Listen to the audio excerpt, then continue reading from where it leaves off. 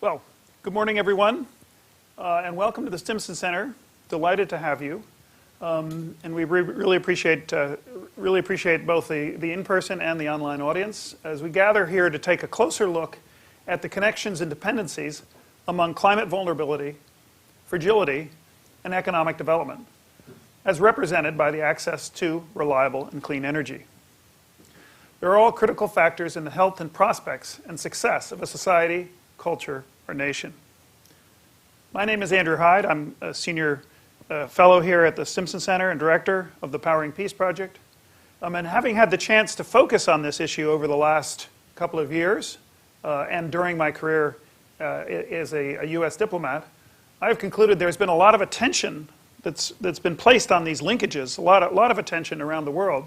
But really, I feel not as much clear and incisive analysis, much less proposals for practical policy and programmatic outcomes.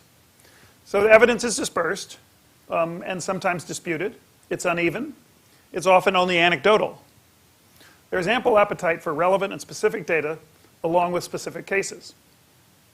Our work here at Stimson on the Powering Peace program has focused on how UN peace operations as renewable energy consumers rather than diesel fuel generated producers can catalyze enhanced energy access for the surrounding communities in the host countries where they operate.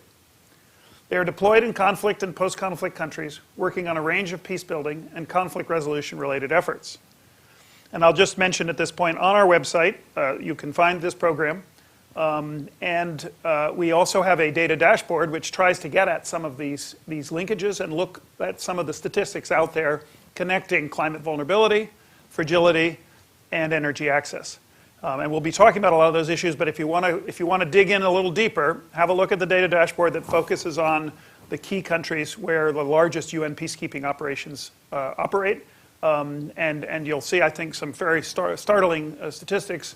In particular, one I'll just note is the amount of energy that is consumed by UN peacekeeping operations in the countries where they operate. In some cases, it's up to a fifth of all electricity consumed in some of the countries is by UN peacekeeping operations. So these are quite scaled operations where they are the largest. These are billion-dollar-plus missions. So they are quite significant. So please have a look at the data dashboard. Our discussion here today is another in the series of climate talks sponsored by the German Embassy here in Washington.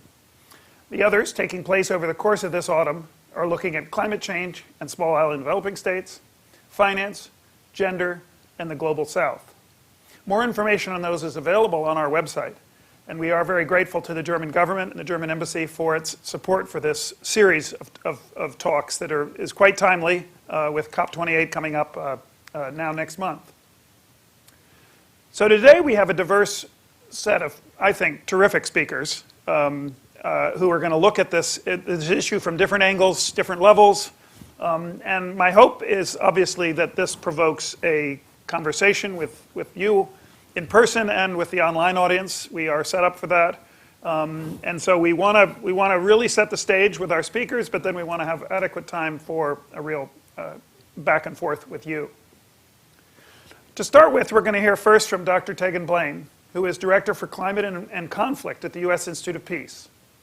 Prior to joining USIP in 2020, Dr. Blaine was Vice President on Climate Change Initiative at the National Geographic Society. Earlier, she led the climate change team in USAID's Bureau for Africa for over a decade, where she developed USAID's strategy and investment plan for its climate change work in Africa, which, as you know, continues very much on to this day. Dr. Blaine has a doctorate in oceanography and climate from the Scripps Institute of Oceanography and a bachelor's degree in comparative literature and mathematical ecology from Brown University. After Dr. Blaine, we're going to turn to Dr. Benjamin Pohl, who's in Berlin. He is head of the program for climate diplomacy and security at Adelphi, which is a leading independent think tank and public policy consultancy focusing on climate, environment, and development. His attention is on better understanding and communicating what global environmental changes mean for foreign, security, and development policy, and on addressing the resulting challenges. Prior to joining Adelphi in 2013, he worked at the German Foreign Office. He holds a PhD from the University of Leiden and a master's degree from the College of Europe and King's College. Rounding out our speakers and sharing the stage with me will be Agustina Ting Maya, who is Managing Director of the SUD Institute in Juba. He has also been a founding research director at SUD for the past 10 years. He holds a PhD in sociology with concentrations on demography and development from the University of Wisconsin-Madison and a BS from the University of Utah. Dr. Ting Maya has written extensively on South Sudan's current affairs and continues to be a great resource for all of us on that.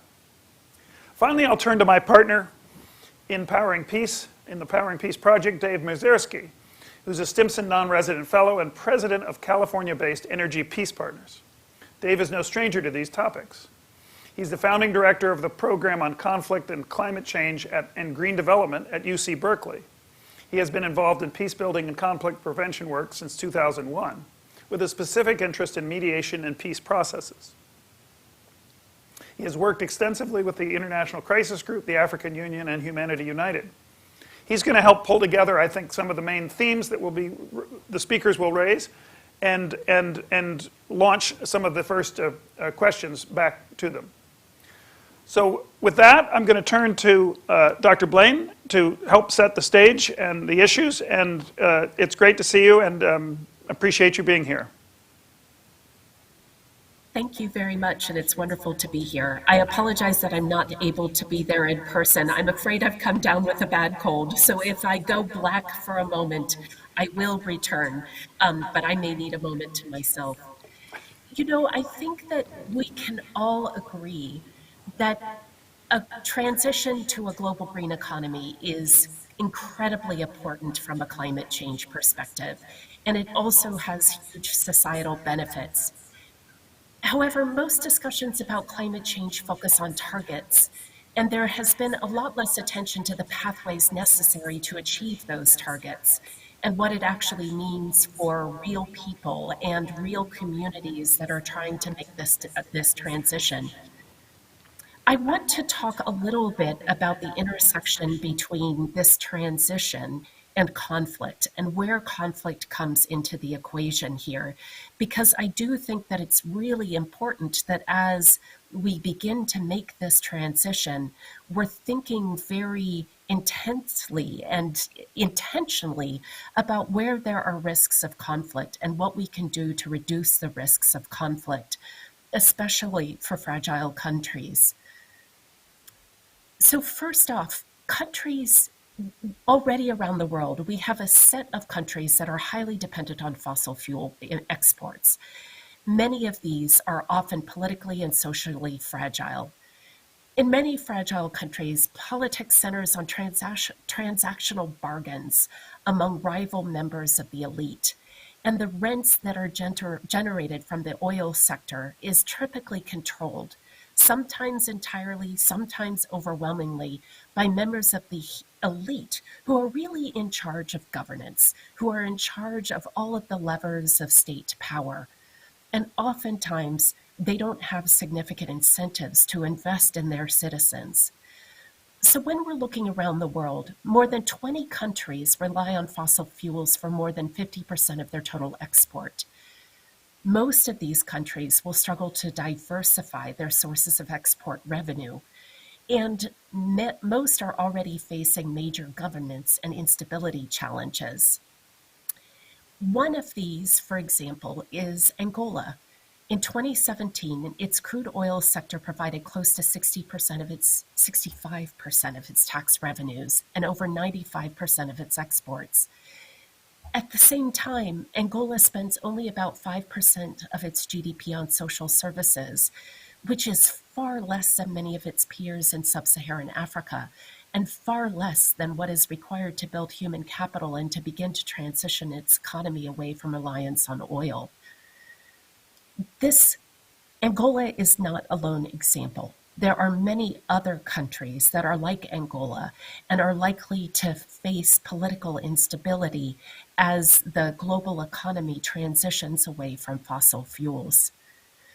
We have been working with Tufts University over the last couple of years to look at what happens when decarbonization takes place, especially when it happens very rapidly. It often pushes these countries' elites to seek new sources of revenue, and some of these come through legal methods, so through legally obtained natural resources like gold and other resources, timber, for example. But some of these also come through illegal or illicit activities. For example, North Sudan, well, Sudan, not North Sudan, Sudan, lost oil income after the secession of South Sudan. And the way that Sudanese leaders found replacement incomes were basically by renting their army to Middle Eastern states that used them in wars in Libya and Yemen. So they basically generated income from treating their soldiers as mercenary soldiers. Nigeria, in contrast, has found new ways to get loans or international development funding, which help fuel payouts through very corrupt mechanisms. And that's been a way to generate some of the money that was lost from the loss of fossil fuels. And so we need to consider that this movement away from a carbonized economy has the potential to fuel conflict in many fragile countries. Though, when we think about green energy or renewable energy, although I think all of us agree that this is a really important global transition that we are addressing, there are risks associated with this transition. Mining operations in fragile states often disregard human rights and result in pollution of land and water. There's geopolitical competition for mineral control. There's localized disputes around land rights and benefit sharing for expansion of green technologies. And so, just to take the issue of green minerals, for example, demand for green minerals, especially lithium and cobalt, could surge by 500% by 2050. And many of the known reserves of green minerals are in fragile countries that suffer opaque and often corrupt governance and frequent violent conflicts. So, for example, 28% of bauxite and alumina reserves globally are in Guinea, which is considered a very fragile country. 56% of cobalt reserves are located in another fragile country, the DRC. And 100% of chromium and graphite reserves are found in states perceived to be either corrupt or very corrupt. This is a difficult picture to think about how to move in productive ways towards green technologies. National governments often see mining operations, especially those led by multinationals, as easy sources of taxes and other economic rents. They also are not necessarily well positioned to prevent local communities from being harmed. And so these issues around environmental regulations or land tenure rights become a real issue for local communities. When we think about green technologies as well, whether that's solar or wind, the issue of land rights and benefit sharing also become an issue for local communities. Solar technologies require significant access to water as well. And so how we think about how these resources get developed, how the land under them is acquired, how the benefits of these resources are shared, are all really critical for minimizing conflict within this transition. But in my mind, it's a real opportunity to think about how this transition could actually support fragile countries or communities that are emerging from conflict in terms of providing a locus around which cooperation can be built, especially at the local level.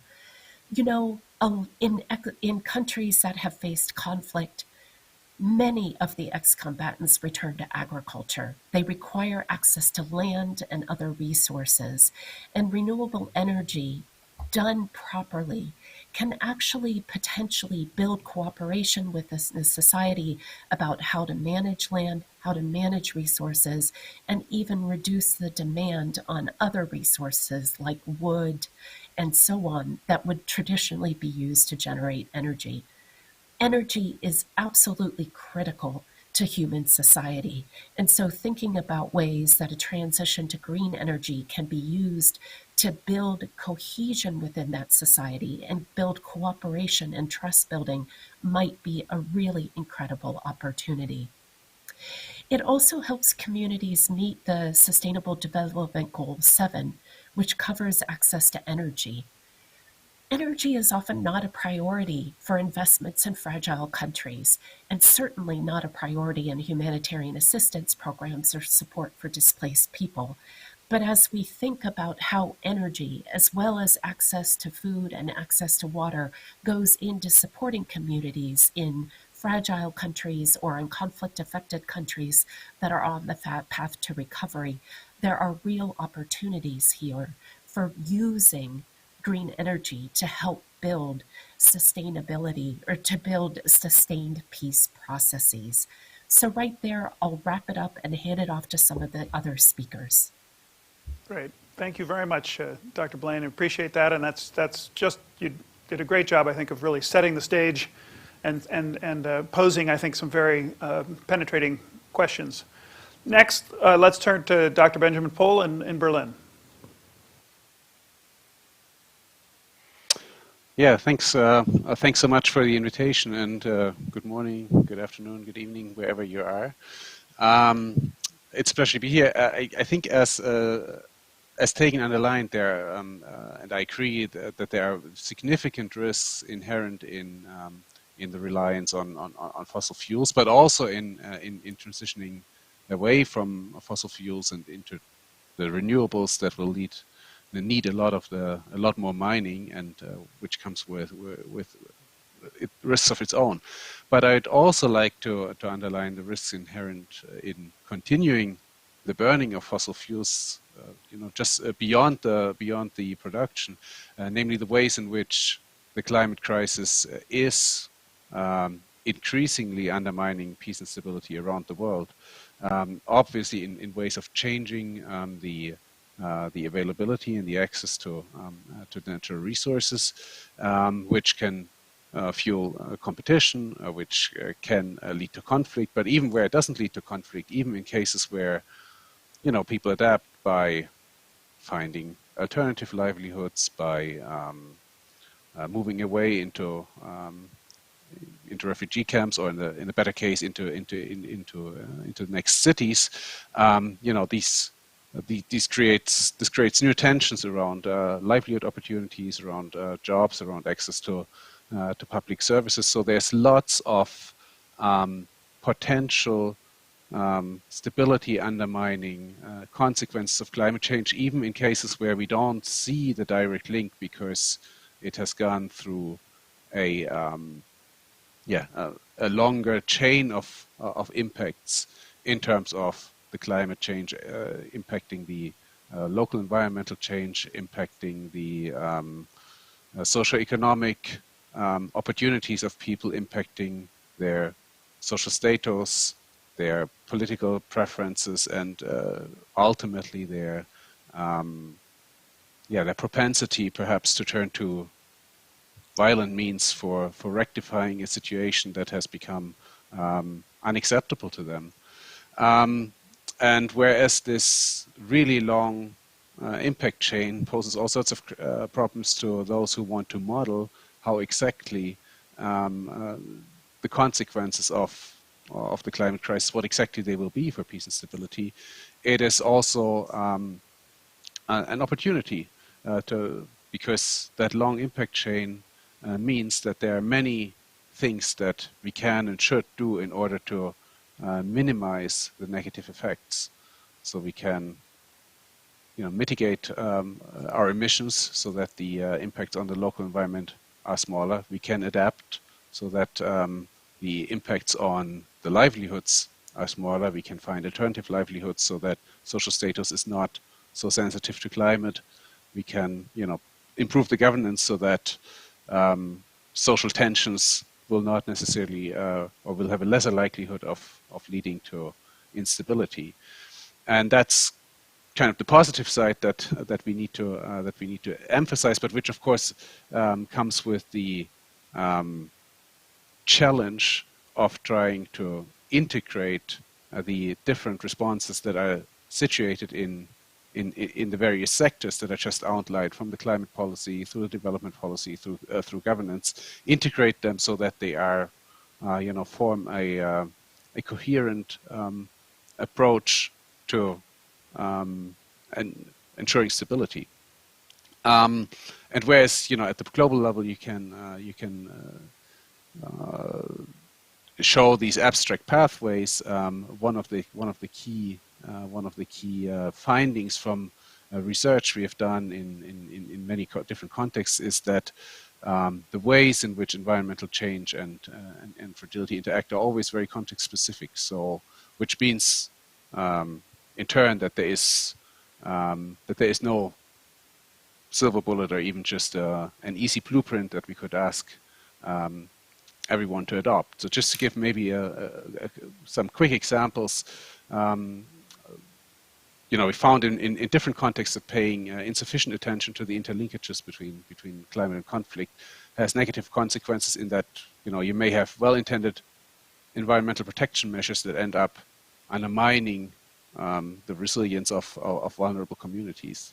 So, for example, we did a climate security study on Mali and found that the Forest Service set up to protect forests in Mali was actually seen by many of the most vulnerable communities that were living off this of these forest resources as hugely exploitative and corrupt, and thus as the type of state that you would want to fight, and that that is threatening your identity and your livelihoods, and therefore has become or did become a huge part of the resistance to the government.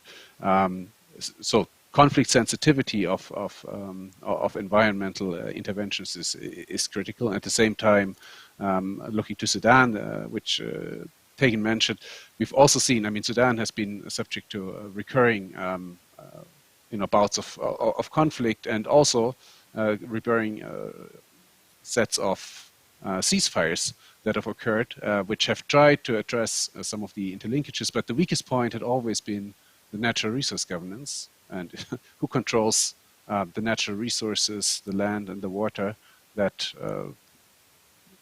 generate benefits, and that weakness in addressing these, the unwillingness or inability of the mediators to think through the consequences of climate change for the conflict, and that you cannot, as is very often the assumption, just go back to what happened before, because some of these communities cannot go back. Their livelihoods cannot be restored in the regions they came from. So that inability to break that pattern and to take the climate impacts into account has contributed to the continuation of conflict. And maybe as a third example, we did a bigger study on the Lake Chad Basin, which is one of the sort of most best known global examples of how climate change and conflict interact. But the narrative that prevails in the speeches of UN officials, foreign ministers, and so on, is one of a shrinking lake that has contributed to all these all the problems that the basin is facing. And that was, of course, also the assumption that we started from when we started our research project, only to find out that, in fact, the lake isn't shrinking anymore. It's a highly variable lake, so it shrinks and expands seasonally, but overall it has actually been, if anything, expanding over the last few decades. Now you might wonder why would that matter, but it matters, of course, very strongly once you start to think about solutions, because if many of the livelihoods basically depend on the recession agriculture that this variable lake makes possible, then refilling the lake as is being proposed by some people will not only not help with the problem, it will actually make the problem worse by removing these adaptation possibilities. And overall, it was very clear that the conflict and climate risks were sort of mutually reinforcing, in the sense that because half the basin area was closed off as sort of a terrorist operation area, so if you're found there, you're on the wrong side. But that meant that all the adaptation of people shifting livelihoods between fishing, farming, and pastoralism, that it just wouldn't be possible anymore, and that pushed them into ever smaller areas, increased the resource competition, and thereby fueled the conflict. So there are very strong interlinkages between the risks of the climate crisis and the risks of conflict. But as I said, this also means that on the other side, there's potential for on the solution side to have reinforcing interventions that reinforce both resilience to climate change and to insecurity. So we found that across several programs that building resilience to conflict, let's say through land use agreements or joint activities to rehabilitate degraded natural resources, or the establishment of new markets, new linkages to markets, they also then contributed to building communities' resilience to the impacts of climate change. And the same is true the other way around, that activities initially thought to or conceived to build resilience to climate change then also help with preventing or mitigating a conflict. So I think what's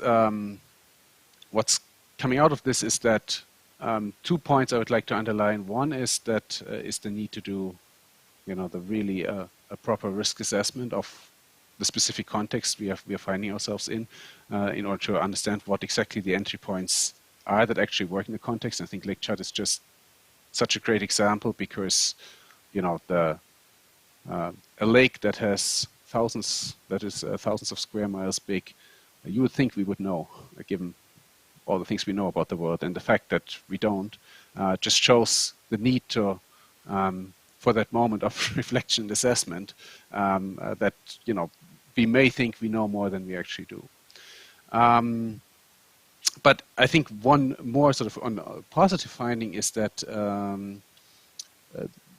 which seems generalizable, at least as a hypothesis to be checked against a specific context, it would be that trying to build cohesion within and among communities, and also between the communities and the state, is something that will very much can be very helpful against both these negative impacts of climate change and of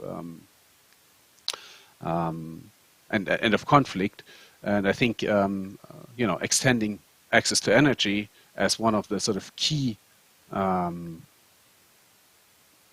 necessities of development is one of the very promising starting points. And I'll stop here and hand back for the further discussion. Thanks. Great. Thank you very much, Dr. Pohl, for that. Really important to listen to both the first two speakers, and the word resilience keeps coming up. Now let's turn to my partner here on the stage, Dr. Ting Maya, who is fortunately here in the U.S. for a couple of months. So we're really glad to have you here in person, but I really appreciate the perspective you're going to bring from South Sudan. Thank you very much. Really grateful to be here. I have been working with Stimson since 2013. Never got the opportunity to come to this building, even though I have been to DC a lot. Thank you so much for coming. I bring in a similar perspective, except that I am now looking at a particular context which has undergone some of the transitional issues being discussed by previous speakers.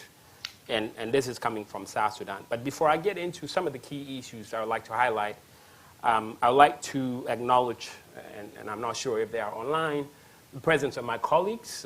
2 of my colleagues were supposed to attend, and I would like to see if they are there. Jock Guy and I wonder if he's there. We don't know, right? That's not sure. And Nyathon, they're both there. Okay. The two have been working on related projects for the last nearly a decade for now. And I would say it would be an opportunity for them to have a voice in this discussion. So if you are there and are listening, please raise your hand, and it would be good to talk about some of the experience that you have had over the years in terms of conducting research and interacting with policymakers in Juba. So being from South Sudan, a couple of highlights I would like to make as a starting point, and that is to look at energy system in the country and the demand for the kind of energy that is available. First off, South Sudan, being new country, being underdeveloped, has very limited access to power and electricity in particular. And in 2010, a study conducted in 2010 showed that less than 2% of South Sudanese had access to electricity. This increased roughly around 2018 to just about 6%. What this really tells us is that there's a huge demand for electricity and power in South Sudan. What would be important, however, to underline is whether or not the kind of energy system that is demanded it's healthy for its development. And so South Sudan not being developed and having limited resources as a new country is relying on what it only has, and that's oil, for powering businesses and households. And as South Sudan produces its limited power at 141 megawatt, there is an increasing demand. And the recent studies show that by 2030, there will be a demand reaching to 1,400 megawatts. And South Sudan is still not positioned to meet that right away. And 2030 is not too far away. It's only 7 years so far. But if South Sudan is relying heavily on oil, then what does that mean in terms of security and peace? Well, as probably most of you are aware, the conflict struck again in 2013 after gaining independence, and that conflict lasted until 2018. But during that conflict, there was a concentration of fights in the oil fields. And we know what that means. That the opposition forces are trying to make sure that the government does not have access to the only resource it has, and that's oil. And so people were displaced, homes were destroyed, and you have the government investing heavily in making sure that the opposition was repelled. And that investment meant whatever resources the country had would have to be directed towards defense. That means taking away resources from development. And the war that was fought for that number of years basically exhausted, for example, the savings that the country had. And that's an added underdevelopment for the country. Now, the point I would like to make in terms of linking conflict to fossil fuels, is that there is no causal link. We're talking about correlation here. That if you don't manage this resource as well, and previous speakers have spoken about corruption, you can basically land in trouble as a country, and conflict is normally that trouble. But is there an interest to transition away from what is now being used, and that's fossil fuels in the country? Yes, there is. And in the last few years, the government had invested millions of dollars in increasing power accessibility, particularly in Juba, but it's fossil fuel. And so you have Israel running now what is the power system in Juba. It's distributed by another company, a local company. But that power system is problematic. Problematic in 3 fronts. One is that it is very unreliable and also expensive. So on average, a consumer pays about 30 cents a kilowatt hour. In the region, we're looking at 20 cents. So that's 10 cents more higher than what you would find in the region. And the third thing is that it's environmentally bad for the country. And so people and businesses would like to move away from this source of energy. And how do we know that people are moving away from this? Well, a couple of studies we have conducted have shown that there is an increase in solar system installation in South Sudan. For example, from 2013, when we had 27% to 34% in 2017. And that was basically 6 years ago. But also, businesses and individuals are moving away from acquiring diesel-generated power system.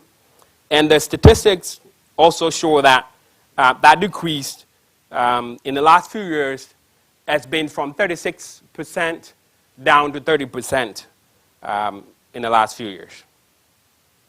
Another study that we conducted more recently with support from the World Bank has shown that a number of humanitarian institutions are actually gearing up to acquire solar system for their activities.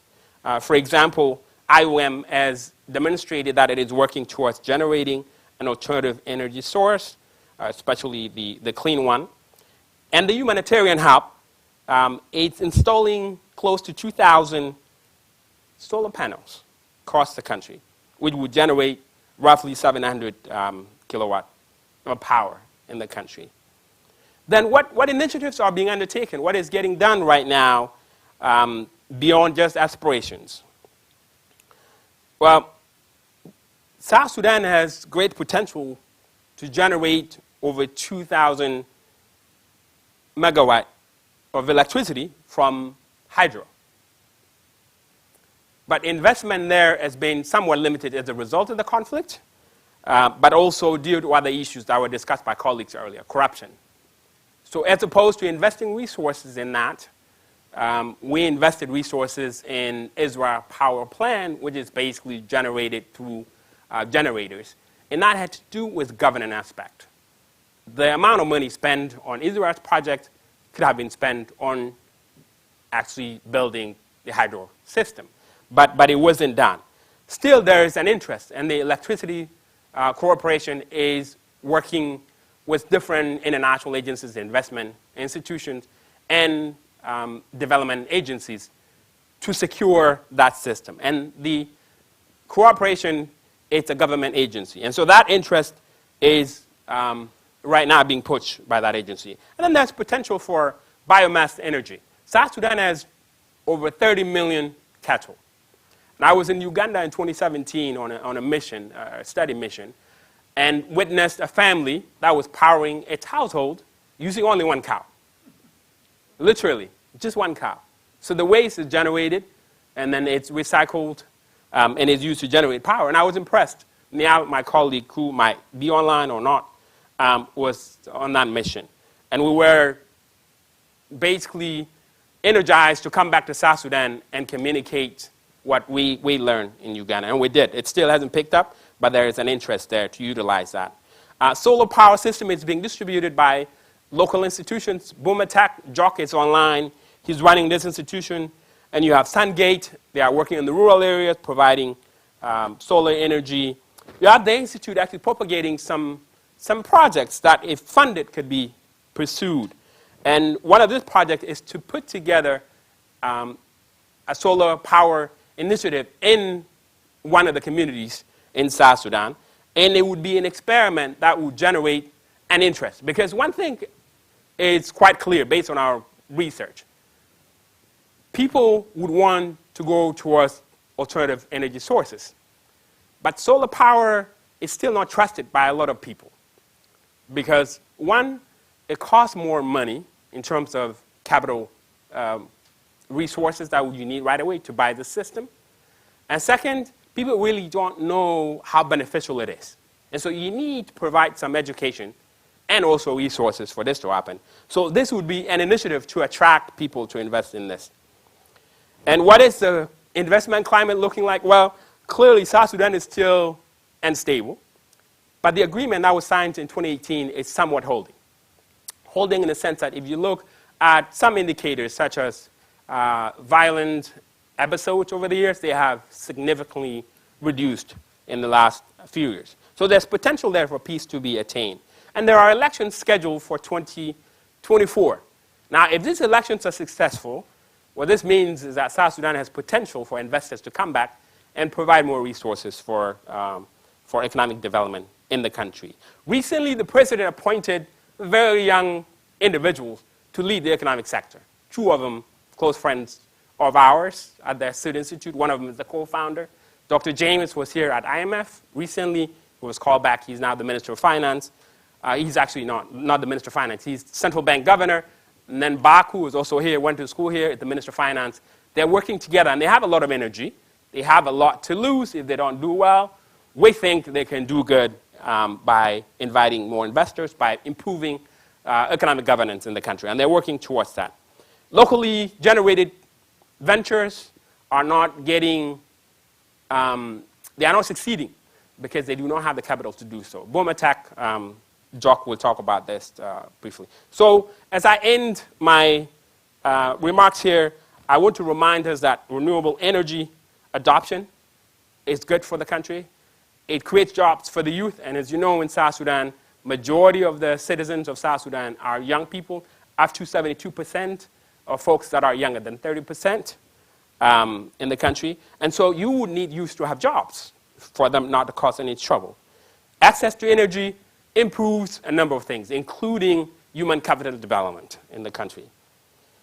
And it's environmentally friendly and sustainable.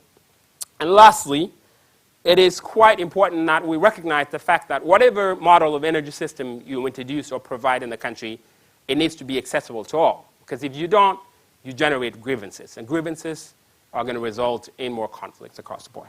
Thank you so much. Thank you very much. That's an excellent summary, and really appreciate you grounding it in the experience in South Sudan. Let's jump out to the San Francisco Bay Area to my colleague Dave Mierzierski, who's going to help pull some of this together and lead us into the Q&A part. Dave. Thank you, Andrew, and thank you to the speakers as well. I think we heard some common through lines through those three presentations from Tegan's presentation, talking about the risks that dependency on fossil fuel holds, as well as both the opportunity and risks of a green transition, that it is inequitable or can be inequitable, that there is a heavy burden placed on the countries that host a large share of the green minerals necessary for a green transition, but that there is an opportunity, and investing in that opportunity is a priority, I think, for all of us to make sure that it is one that can help address potential grievances, drivers of conflict, and help support peace. I think we heard from Benjamin that not enough is being done yet in that regard, that even well-intentioned programming are often based on questionable assumptions or assumptions that are not grounded in fact. And he helpfully reminded us, I think, that each case is context specific, and even a well-intentioned program can actually be counterproductive and lead to risks of conflict. And Augustino provided a perspective of what this looks like on the ground in South Sudan, and both the tremendous challenges and tremendous opportunities that are facing a fragile country which is the least electrified in the world, where even the good things that are happening face a tremendous amount of challenge and require external assistance, require investment and support. And that was a point that came through. If you'll allow me, Andrew, I'll just speak for 1 minute about some of the findings from our work on powering peace. Because what we've tried to do together with Stimson is identify a very concrete entry point for renewable energy projects in fragile states in the form of UN peacekeeping missions, and there's a complementary effort looking at humanitarian operations as well. As Andrew said earlier, in the largest missions in the world, the UN peacekeeping footprint can represent up to 20% of the energy consumption in the country. That's the case for UNMISS in South Sudan. In Central African Republic, it's even higher. But it's also disproportionately large in Somalia and Central African Republic and in Mali. And our reports have looked at three things to try to understand the context-specific part of this. One, what is the link between energy and conflict in a given setting? Secondly, how can transition to renewable energy potentially help? And then third, what is the role of the UN peacekeeping mission? What are their energy practices, and could a transition assist? And the short answer is that yes, it can assist. You have distributed UN bases, peacekeeping bases, humanitarian operations with large energy footprints, with budgets in dollars, typically powered by diesel generators at the moment. And this transition of the international footprints can catalyze new projects. They can serve as anchor clients to help provide an economic base for new investment in new projects. And to go back to South Sudan for a second, which was our most recent report, and building on what Agostino said, what we found is that virtually all the effort in the energy sector in the country is taking place in the capital, in Juba. There's almost nothing happening outside of the capital. And so this transition of UNMISS, of the UN base, actually represents the single best opportunity to catalyze new projects outside of the capital. And importantly, it needs to be done so in a way that also benefits local community. It can't just solarize the UN bases, which, if left to its own, I think peacekeeping would probably do, because its mandate doesn't include development. So the conclusion from that is that there's an opportunity from the existing programming to leverage those programs and those bases, but that the existing system alone doesn't really cater for the solution. There needs to be a new kind of partnership, a new kind of approach that includes development programs, leveraging the peacekeeping transition, working with local government and local communities to understand local contexts, local risks, local opportunities, and take advantage of this one very concrete entry point that we've identified. If I could ask three, I guess, broad questions to our speakers before we go to the Q&A. Tegan, I wonder if you have thoughts on how to frame what kind of approach is most useful for thinking about a conflict-sensitive climate project, let's put it that way. So you have an environmental assessment framework for projects, and then you have a peace building or development framework for projects. And I don't know that we've seen a lot of examples of how to integrate those two successfully. And I wonder if you have thoughts on that. Ben, I wanted to see if you could share an example of or an additional example of the kinds of projects that you've seen that actually work towards mitigation and also help support resilience. So in practice, what does that look like from the countries that you've looked at? And then Agostino, from the research that you've done, are there examples from outside of Juba that you've identified for what models are working, and what is the role of government in these projects? Great. Thanks very much, Dave. Why don't we, before we go to Q&A, just turn back to the panelists for both, if you'd like to address Dave's question, please do, and if you'd like to address anything that other panelists have said, please do. So we start again with Tegan. Thank you so much, Dave. It was great to have your summary. It really kind of puts everything in perspective and helps summarize what has been said. And then also your specific questions are very much appreciated. You know, you're right that the environmental community and the peace building community tend to operate in different spheres, and they're not very good at working together on a variety of things. They speak very different languages. Sometimes colleagues have trouble understanding each other unless they really sit down and spend some time kind of talking together and sharing language and beginning to figure out what one person needs when they're talking about a particular thing and what that means in a different person's context.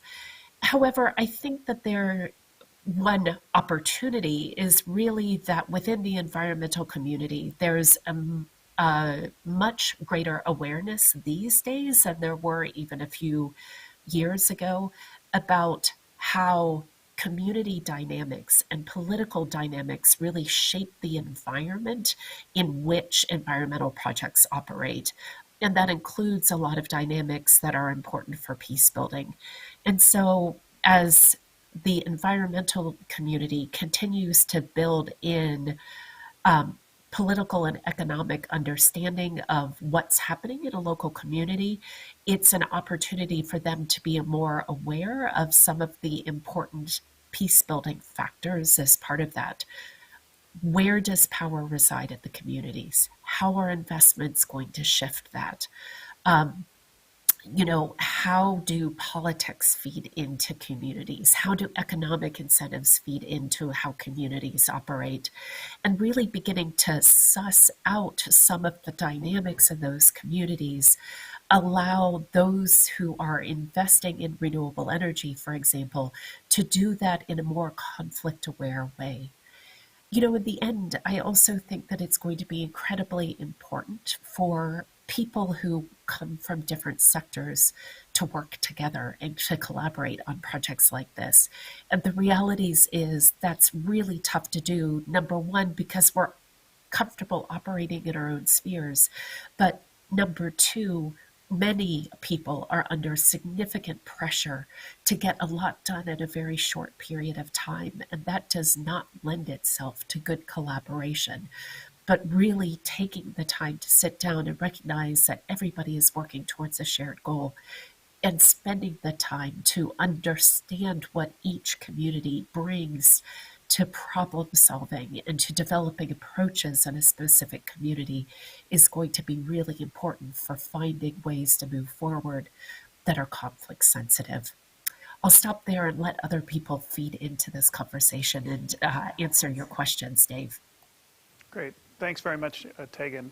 Ben, if I could turn to you now.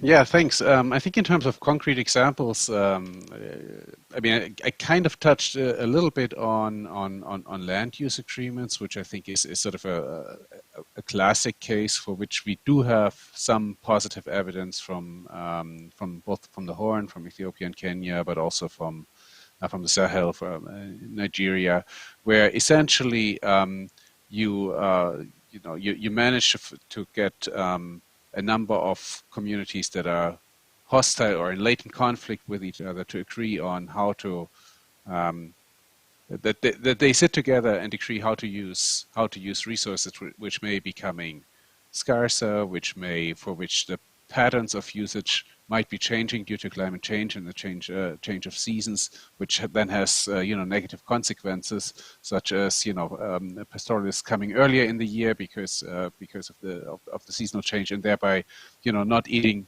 the stalks that are left over after the harvest, but the animals coming before the harvest, and then of course there will be a problem if they consume the harvest themselves. So we have these problems, and of course there is there are solutions in terms of governance mechanisms that can be set up whereby the leaders of the groups agree how to handle this, how to avoid it, but also if it happens, how to avoid that it spins out of control.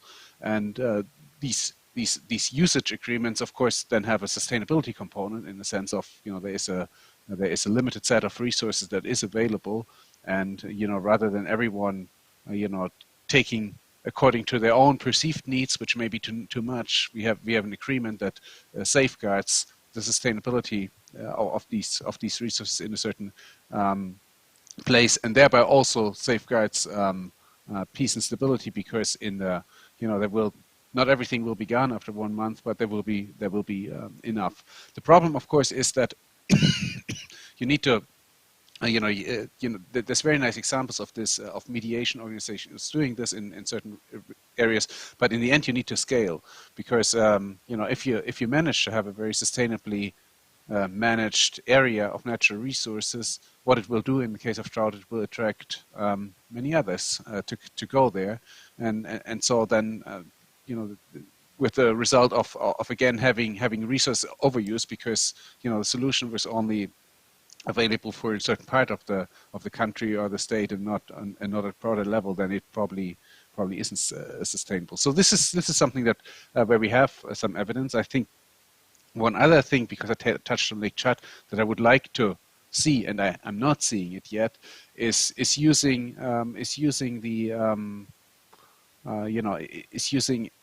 some adaptation action in order to actually rebuild state society relations. So, one of the key challenges in Sahel and the Horn is the lack of predictability of precipitation, and the increase in variability and the increase in extreme weather events that makes it really hard for excuse me, for local communities to know when to plant. But that information is available. It's just it sits in meteorological organizations. It sits at various state institutions, but it's not disseminated to the communities. It's not disseminated in their language.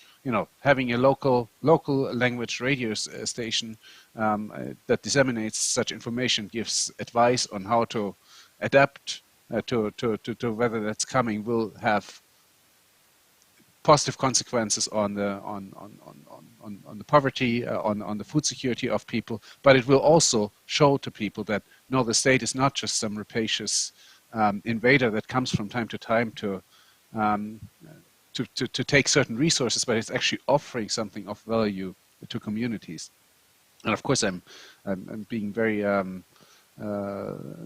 pointed here. It's not that most states are acting in a purely exploitative manner, but there is no harm in pushing many of these governance systems in sort of trying to work harder on making these on building that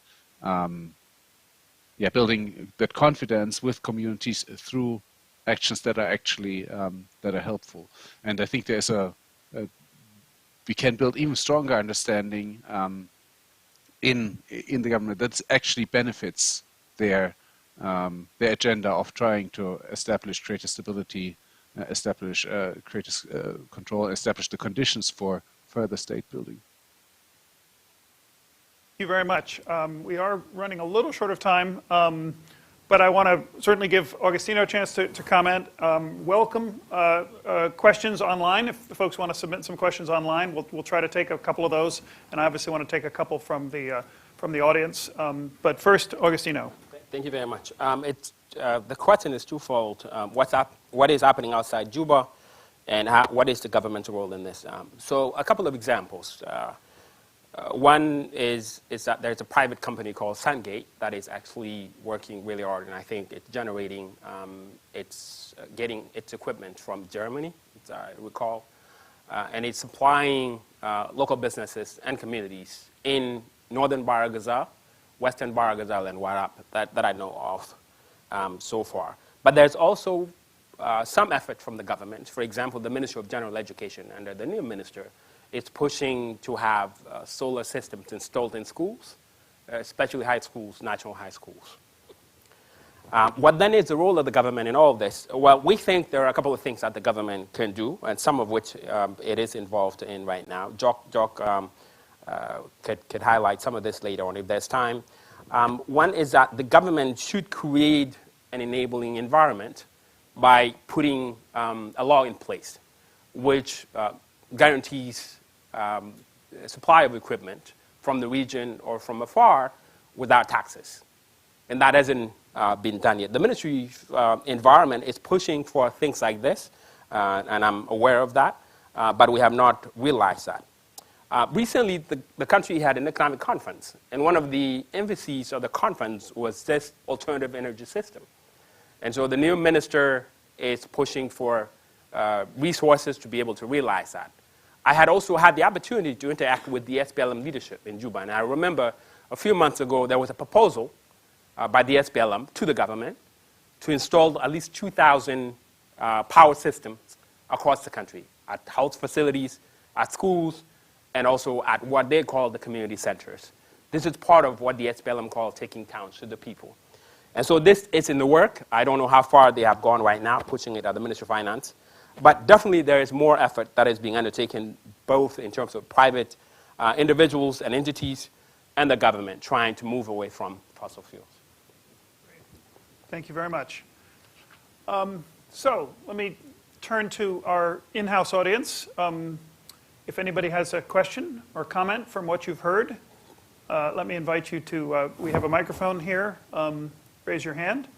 I know there's always a little bit of a shift, and as I said, we don't have a huge amount of time left. But I'm also happy to go to the online audience, and I've got a couple of questions myself too that I'd be happy to raise.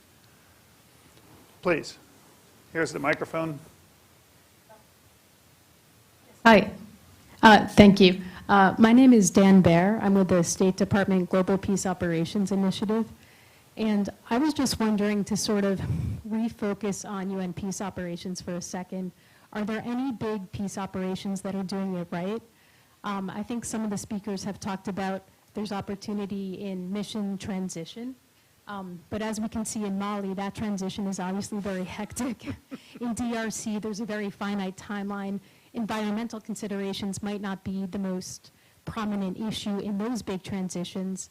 Is there any big mission we can point to right now that's setting a good example and really working toward leaving a positive legacy? And then a second question, if there's time, is there any sort of connection between climate and energy and these considerations and protection of civilians? Are there any UN missions that, as they're doing like their early warning assessments or anything like that, are taking sort of resource availability, climate change, those sort of things into account? Thank you. That's great, thanks, Dan. Excellent set of questions right there. We could do a whole nother seminar just on the two questions, but maybe if I could turn back to Dave briefly to address that, because he's led the research we've done in Powering Peace with the big missions, and I think he's really well placed to answer that question about the actual mission kind of goals and what's happened. Sure, thank you. Maybe just to separate two concepts. There's the positive legacy scenario, which is when a mission draws down, essentially it hands over equipment of some kind to the government, to the local community. So if all it has to hand over is diesel generators, as what happened in Haiti or in Darfur, for example, it hands over diesel generators. If it has renewable energy systems, it will hand over renewable energy systems. I think in part what we're talking about is a slightly different model, which is a real-time transition of peacekeeping operations from diesel to renewables. UN Secretariat has a goal, internal goal, to be 80% renewable by 2030. As of 2023, they're at 6%, which increased from 5% last year. Peacekeeping has accepted and internalized the idea of working with the private sector and transitioning from relying entirely on self-generation through generators to essentially transitioning to be an energy client. So partnering with a local company to build a solar system. Agostino gave the example of IOM in Malakal. The one example I would point to, one positive success of this model, is in Baidoa, Somalia, where a private solar company called Cube Energy signed an agreement both with the local government and with the local UN mission.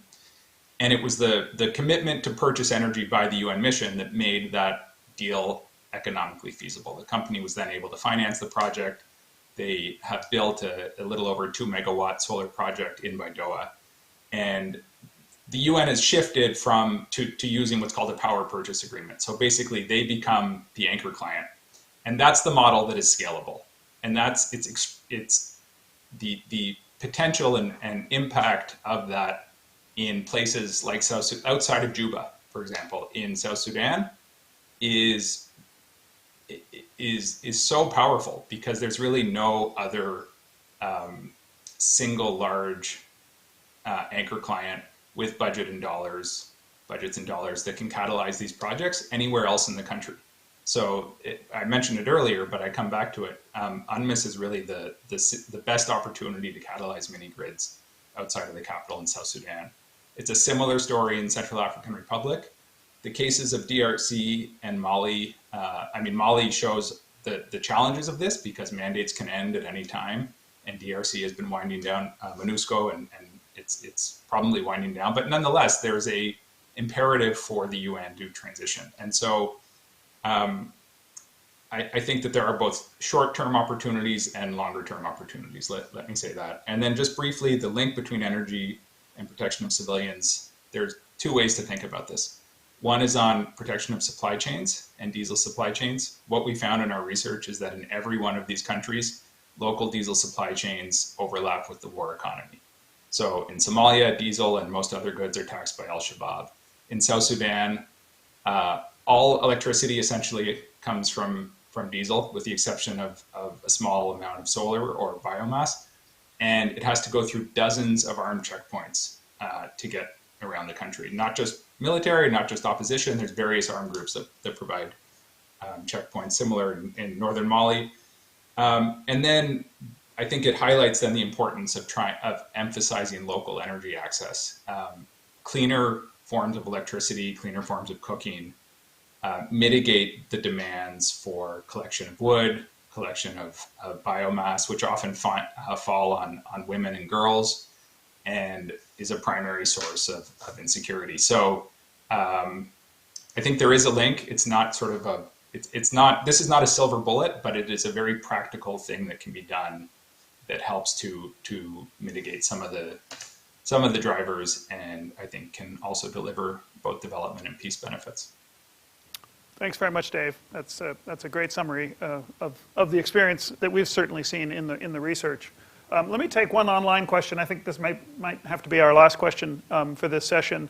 But Carl Odera, who's a freelance journalist, asks about some of the challenges of deploying renewable energy technology in fragile settings. What are the actual specific challenges? And I'm going to take the opportunity as the moderator to kind of layer a question almost on top of that, or a comment, which is, when we've talked about renewable energy in this context, I think a lot of people, my mind certainly jumps right to sort of solar panels as the big opportunity. We've talked about hydro as well. But other elements, and I think I heard some of this, Augustino, in what you were saying, is, first of all, as Dave mentioned, the energy access in South Sudan is almost completely in the capital. So distribution is important. Looking at grids, mini grids, how do you get the energy from the panels, if that's your preferred renewable energy source, to the people who need it. And then the other piece that we haven't really mentioned and hasn't come up, but I think for reliable energy access is so critical, is storage. How do you do energy storage in such a way that you are saying to the folks, Augustino, you talked about, who are a little suspicious of solar panels, saying, is it reliable? Is it usable? Why is it so expensive? And storage adds to the expense, no question, but storage brings that reliability, and I think brings it home. So I'd be interested on any of the panelists to touch on sort of the challenges of putting that sort of technology in the field in a fragile setting. What are the opportunities, but what are also the obstacles? I don't know, Augustino, if you want to touch on that. Sure, I can start. In one of the areas that we have explored in South Sudan, it's the government's role in ensuring that the equipment and supplies are not taxed. Many private investors, especially locally, are concerned that the government levies a lot of taxes on this, and that the taxes should be removed or reduced significantly. But as I said earlier, there's a bit of hesitation as well. People don't want to jump right at the solar system because it's expensive, but also they don't know how it functions. And so you need to go around a bit, even to institutions that are run by educated folks, to tell them that in the long run, solar system is going to cost less compared to using your generator. And those are real issues in South Sudan. Dave has already laid out some of the issues that relate to getting the generators into the country. Same is true for other supplies. Right? So you have solar system being shipped to Malakal via road. Roads are terrible. That's one issue as well. You're going to find somebody standing there. They might not be government. They might be government. They might be the opposition. You don't know who they are, but they're going to ask for taxes, or they will take the equipment from you. So those are some of the underlying issues that are being faced in South Sudan. I'll leave it at that. Great. Any last comments on that question, or anything else from our online panelists? Okay. Well, let me wrap it up there. Thank you all very much for attending, and also a special thanks to the German Embassy. Thank you very much for your continual support for this set of climate talks here at Stimson, and for being so accommodating, I think, to working with us. It's been a great partnership, and we really appreciate it. So thank you all very much for attending today, and look forward to continuing the conversation. Thank you.